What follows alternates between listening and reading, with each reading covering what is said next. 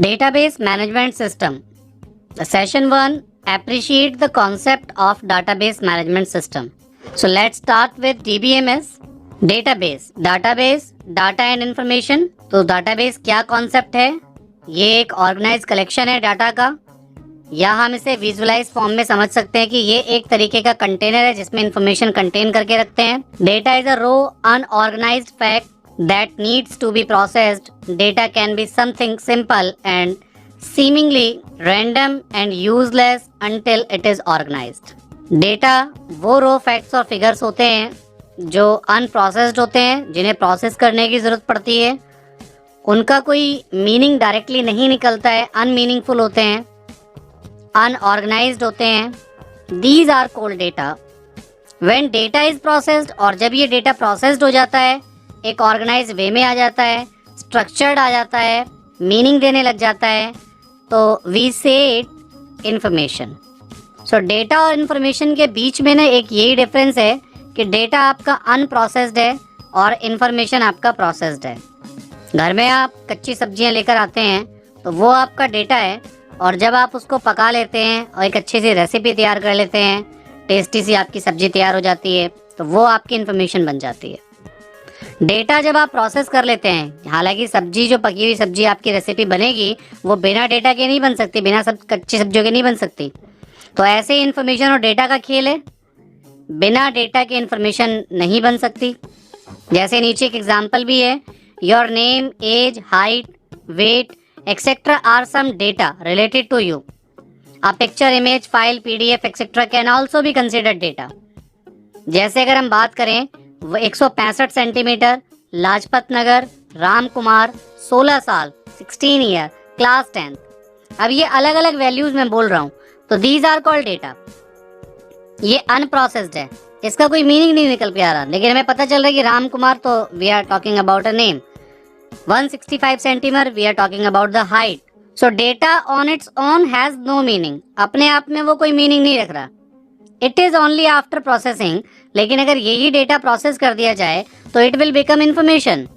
यानी इसी डेटा का यूज करें और हम बोलें कि Ram Kumar of 16 year age having height of 165 centimetre lives in Lajpat Nagar is information. So यही डेटा एक इंफॉर्मेशन में कन्वर्ट हो गया. कब? जब ये एक प्रोसेस हो गया, एक तरीके से लगा दिया गया, इसकी एक सेंस बना दी गई. तो ये है मेनली डेटा और इंफॉर्मेशन. और डेटा जहां स्टोर होता है, वो कंटेनर, वो प्लेस हमारा डेटाबेस कहलाता है. The database concept has evolved since the 1960s to ease increase difficulties in designing, building and maintaining complex information system. तो ज़्यादा जब डेटा इकट्ठा होना शुरू हुआ तो उसको मैनेज करने के लिए, डिजिटली मैनेज करने के लिए डेटाबेस कॉन्सेप्ट 1960 में शुरू किया गया. Database management system. तो जैसे अभी बात की कि डाटाबेस वो प्लेस जहाँ पर आपका डेटा स्टोर होता है. अब उस डेटाबेस को मैनेज करने के लिए जो सिस्टम है उसे हम DBMS कहते हैं. A database management system is a software package with computer programs that controls the creation, maintenance and use of a database. एक डेटाबेस का यूज करना, डाटाबेस को क्रिएट करना, उसको मेंटेन करना, ये काम होता है एक सॉफ्टवेयर का, और उस सॉफ्टवेयर को हम कहते हैं DBMS, database management system. A database is an integrated collection of data records, files and other objects. A DBMS allows different user applications. बहुत सारे लोग एक ही डेटाबेस को एक ही टाइम पर यूज करते हैं DBMS एप्लीकेशन के थ्रू. कुछ वेल नोन DBMS जो हम जानते हैं, जैसे Oracle है, IBM DB2 है, माइक्रोसॉफ्ट का SQL सर्वर है, माइक्रोसॉफ्ट का ही एक एक्सेस है, PostgreSQL है, MySQL है, FoxPro है, SQLite है, या अब हम जो सीखेंगे एक OpenOffice.org में बेस है. तो OpenOffice.org बेस, माइक्रोसॉफ्ट एक्सेस, ये दोनों एक जैसे ही हैं, क्योंकि माइक्रोसॉफ्ट ऑफिस का पैकेज MS एक्सेस है और ओपन ऑफिस सूट का पैकेज आपका ओपन ऑफिस बेस है. नीचे जो आप एप्लीकेशन का एक इमेज देख रहे हैं जिसमें एक यूजर है, वो DBMS की हेल्प से डेटा को एक्सेस कर रहा है. यानी डेटा आपका डाटाबेस में रखा हुआ है, लेकिन उस डाटाबेस को ऑपरेट करने के लिए जिस सॉफ्टवेयर की जरूरत है वो DBMS है. यानी DBMS वो बीच का रिलेशन क्रिएट कर रहा है एक यूजर और डेटा के बीच में. तो this is called DBMS, database management system. Data का कैटेगराइजेशन दो तरीके से, एक फ्लैट फाइल और एक relational. Data is stored in a single table usually suitable for less amount of data. जब सिंगल टेबल में आपका डेटा स्टोर हो रहा होता है तो ये आपका फ्लैट फाइल डेटाबेस कहलाता है। रिलेशनल में हो जाता है कि data is stored in a multiple tables and the tables are linked using a common field. Relational is suitable for medium to large amount of data. जब बड़ी मात्रा में आपको डेटा हैंडल करना होता है, एक से ज्यादा टेबल क्रिएट करनी होती हैं और फिर वो टेबल आपस में लिंक्ड भी होती हैं, तो ये टेबल की लिंकिंग करना और वो टेबल आपस में लिंक्ड होंगी, तो ऐसा डेटाबेस जो कैटेगराइजेशन है वो रिलेशनल है। और मोस्ट ऑफ द टाइम हम रिलेशनल डेटाबेस पे काम कर रहे हैं। सिंगल फाइल में सिंगल टेबल की जो डेटाबेस मैनेजमेंट होता था वो काफ़ी टाइम पहले यूज़ होता था, लेकिन आज के टाइम में डेटा की रिक्वायरमेंट ही ऐसी हो गई है कि हम रिलेशनल RDBMS का यूज़ करने लगे हैं।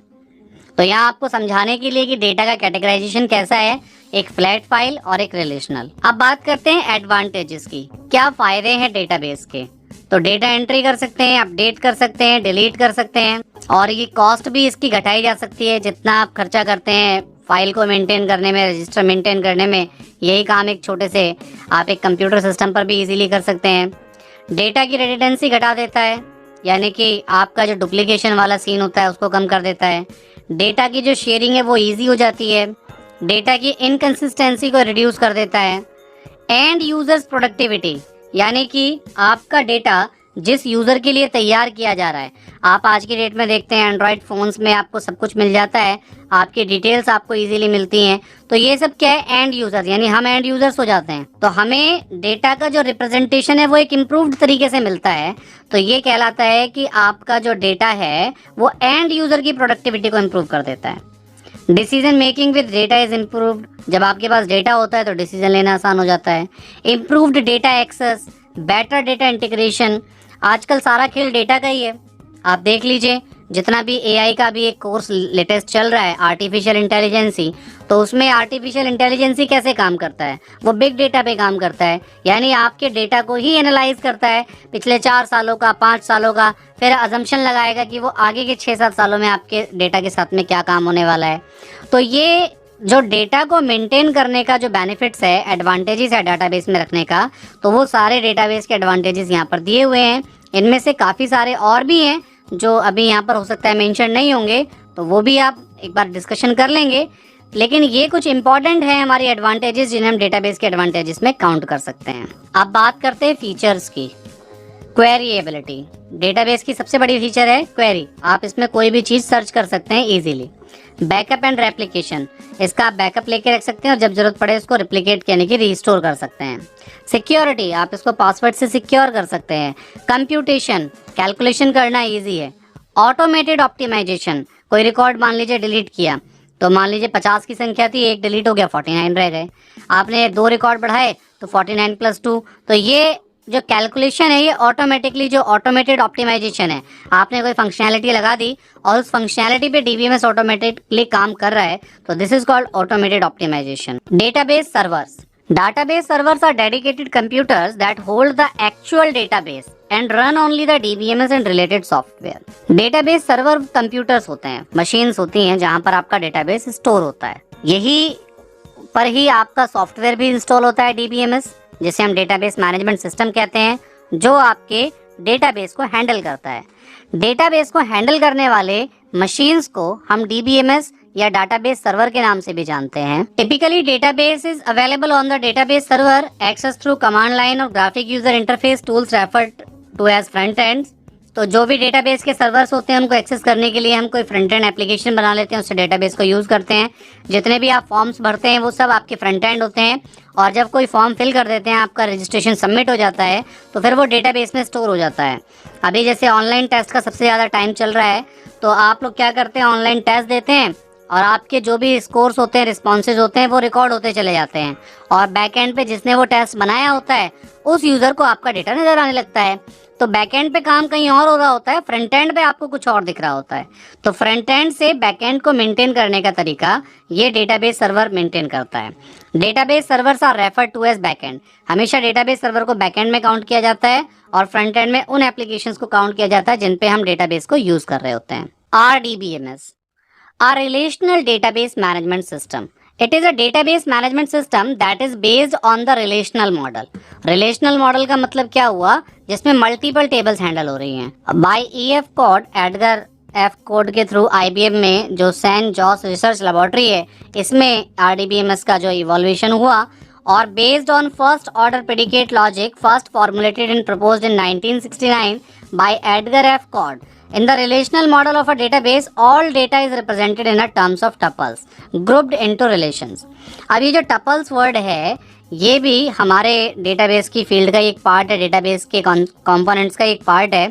इसको अभी हम आगे समझेंगे कि टपल्स क्या होते हैं, रिकॉर्ड्स क्या होते हैं, रो क्या होती है, कॉलम्स क्या हैं, फील्ड क्या हैं।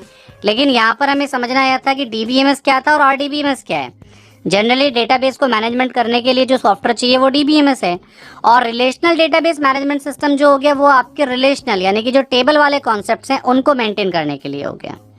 जो रिलेशन बनता है, रिलेशन हम टेबल को भी कहते हैं। डाटाबेस के कॉन्सेप्ट में कुछ चीजें हैं। Our database can have one or many tables, एक से ज्यादा टेबल हो सकती हैं। तो टेबल क्या होती हैं, जिसमें रोज और कॉलम्स का कलेक्शन होता है।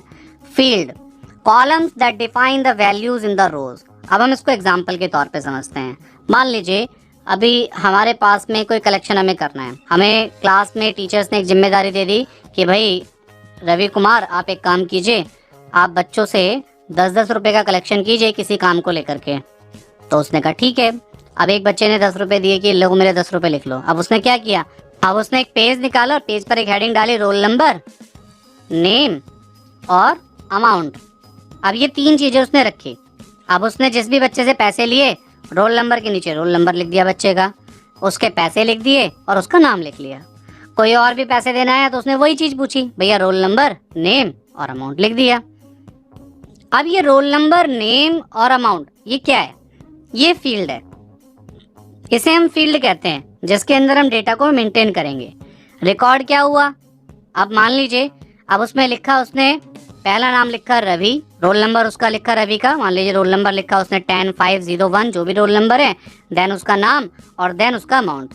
तो अब ये जो एक लाइन बन गई ना, ये जो रिकॉर्ड्स आपका क्रिएट हो गया, दिस इज कॉल्ड रिकॉर्ड, जिसमें आप मल्टीपल फील्ड्स का जो डेटा है, यानी पूरी टेबल में जितने भी फील्ड हैं उन सेट ऑफ फील्ड्स का डेटा आपका रिकॉर्ड कहलाएगा। आगे हम एक एग्जाम्पल से इसको समझते हैं। जैसे आप यहाँ देखिए, इस टेबल में सबसे नीचे देखिए, यहाँ पर student ID, roll number, first name, last name और ईमेल, ये फील्ड है। Student ID, roll number, first name, last name, email. अब ये सारी फील्ड है, 1 2 3 4 5 फील्ड है। अब इसमें ये जो लिखा हुआ है 1, 11, टॉम, प्राइस और abc@gmail.com। अब अगर मैं इस पूरी की पूरी लाइन की बात करूं तो ये पूरी की पूरी लाइन एक रिकॉर्ड है, और स्टूड आईडी की बात करूं तो ये एक फील्ड है, रोल नंबर की बात करूं तो ये भी एक फील्ड है, फर्स्ट नेम एक फील्ड है, लास्ट नेम एक फील्ड है, ईमेल एक फील्ड है।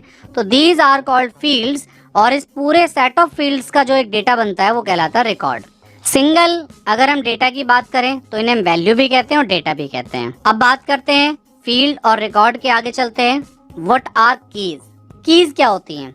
अ डीबीएमएस की is an attribute or set of an attribute which helps you to identify a row in a relation।